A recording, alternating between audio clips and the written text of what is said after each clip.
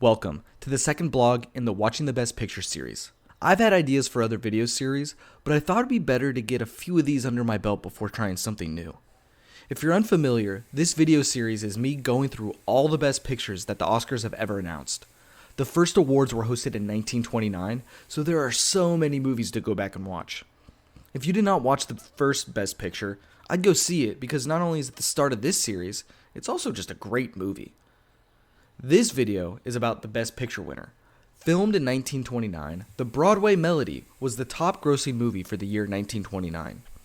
That top grossing movie of 1929 made $1.6 million. In 2024 dollars, it would gross around $29 million. Is it not crazy to think about the box office today and how much money gets pumped into the movie world? Nowadays, some movies don't see a profit even if they hit $1 billion at the box office. The growth of the movie industry is so apparent, and how giant it's become is actually overwhelming. The top grossing movie of 2023 was Barbie. It brought in about $1.5 billion. I wonder when the first Best Picture will hit $100 million. That is the kind of fun side effects of this video series. Random thoughts like that will pop into my head as we watch the evolution of film. That's one thought that I had about this movie after watching it, because nowadays, the Best Picture is usually never the top grossing movie, at least to my memory. And side note, I have a horrible memory and should not be trusted with things involving memorization at all. I mean, like, literally, as we do this series and I will see who wins Best Picture, and, probably there will be a bunch of top grossing movies, and I'll have egg on my face because I was so wrong. I'll look back at this video and be like, wow, I was so wrong. Let's get back to the movie, The Broadway Melody, and everything about it. This movie was directed by Harry Beaumont, who directed a lot of films. Mostly silent, this man was churning out movies. I mean, in 1919, he directed 9 movies, including one named The Gaylord Quecks. Sadly, that one is a lost film. It's only been 2 movies. Well, was this a thing for directors back in the day? The Wings director made over 80 films, and I guess maybe silent films could be easier to make, but it's still impressive. Unfortunately, I don't recognize Harry Beaumont from anything, but that's not surprising. My old video talks about my lack of knowledge of old cinema and pretty much everything about it. Charles King, the lead actor, was a successful Broadway actor. This movie was a breakout movie for him and caused musicals to flood the movie market. Eventually, there were too many musicals and some of the projects began to flop, and by the end of 1930, he returned to Broadway. Now get this, Anita Page, who played Queenie, has acting credits in the 2000s. That's right. She had retired from acting at the age of 23, but she came back to acting to star in some low-budget horror films. Why did she retire? She was denied a pay raise after her contract was up, and when she returned for a movie, she claimed that Irving Thalberg promised her more star roles if she slept with him. That is so slimy.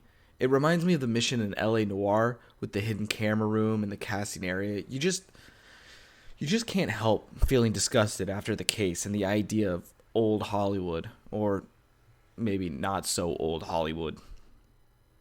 But back to Anita Page. She started in silent films and actually preferred silent films.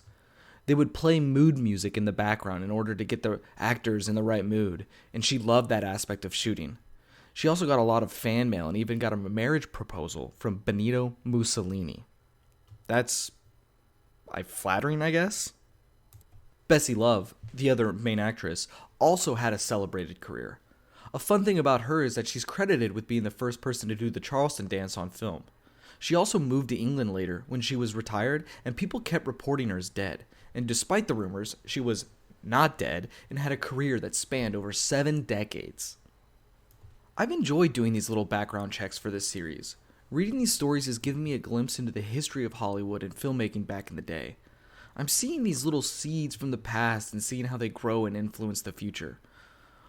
One little interesting snippet is I've seen for the past 2 Best Picture winners is that the 2020 film Babylon makes references to an actress in each film. To refresh your memory, Clara Bow, the lead actress in Wings, was a loose inspiration for Margot Robbie's character. On top of that, there's a scene with Margot Robbie wearing overalls with nothing underneath, and that was inspired by Bessie Love and a famous photo of her. I missed Babylon when it came out, but these two films have made me want to watch it. And on a different note, two songs featured in this movie, Broadway Melody and You Were Meant for Me, were used in several later films, including Singing in the Rain 1952. I feel like Singing in the Rain is one of those old classic films that everybody knows about, even if you haven't watched it. Because who doesn't get the urge to sing the main song when you're out and walking in the street when it's raining? Alright, enough about fun facts and backgrounds. Let's talk about the film. This film was okay. I didn't hate this movie, let me be clear, but it does seem like a step back from Wings. I found the story of this film not very fresh. Now, this movie is almost 100 years old. Of course it's not fresh. But Wings showed me that you can still feel fresh at such an old age. Growing up, my mom loved watching old movies. It's still the kind of movie she prefers. This movie is exactly the kind of movie I remember being on my TV all the time. Musical numbers and such. Maybe that's the feeling I get when I say I've seen this movie before. But I don't think it's just that. To me, the root of the problem lies with the characters not taking the story to another level. Because I gotta be honest, I did not like the character Eddie Kearns. He annoyed me the whole movie, and the fact that he saw Queenie once and decided that he was in love with her was kinda over the top. And I'm not trying to say that this film was not innovative at the time. This is considered the first complete Hollywood musical. And I love musicals, by the way. I have a friend who hates all musicals. I mean, the mere mention of a movie having a song in it sends him into a rage. It's kind of comical. But that's not me. On top of being the first musical, this movie was also one of the early sound movies made. During shooting, they had to learn how to record stuff on the fly. They had to go back, rearrange sets to make it, acoustically better and reshoot scenes. It took over 3 hours for the small ukulele playing scene. Some takes had a full orchestra off camera, and the other takes had the actors dancing and singing to pre-recorded music. Even a silent version of the film was produced for theaters that didn't have sound equipment. In that aspect, I think that this film is important for being the icebreaker ship in the world of sound movies. This movie even had an early 2-color Technicolor sequence. This scene in color doesn't exist today, but kind of set a trend of colors and musicals being together. With all that trend setting, it seemed kind of bland to me still. And I'm not trying to be too negative about it because I don't want to give the impression that I hated it. I thought the singing was okay. I thought the window into how Broadway musicals were cast or written back in the day was interesting. Having a big wig come into rehearsal to throw his weight around was the interesting part for me. The Bachelor making slimy moves on Hank, having sidekicks constantly drunk and fumbling. Little side note, this film had some of the earliest direct depictions of gay characters. Last video's movie Wings had a quick reference in the Paris scene with two women enjoying each other's company. And it's interesting to see representation so far back, even though it must be said that Wings was very brief, and this movie was played more for laughs than anything else. Moving on from that side note, the main story just kind of fell flat. Again, I think the fault lies with me not connecting with the Eddie character. Every character doesn't need to be likable. That's not what I'm trying to get at. Anti-heroes, villains, these characters can be pieces of crap and still be an interesting character. Eddie's not any of those things. He wasn't charming, evil, captivating, or something that is captivating. And I think that's where the movie struggles. Queenie, as a out of touch, know-it-all attitude, I thought it was good. But when it came to the dramatics, it was a little corny. Like near the end when she's in her dressing room and she's half crying and laughing, I felt more confused than anything else.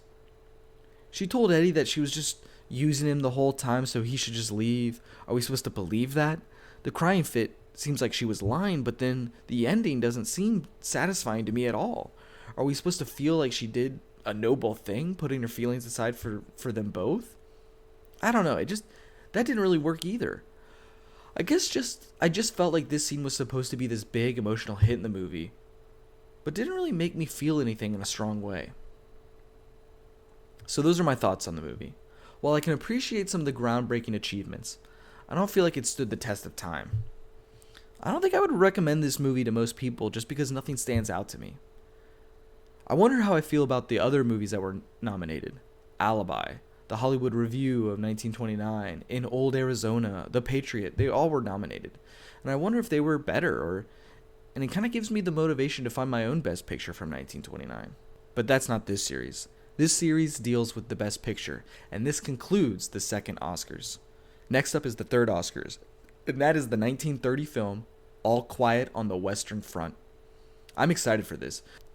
So see you next time, and I hope you see a good movie this week.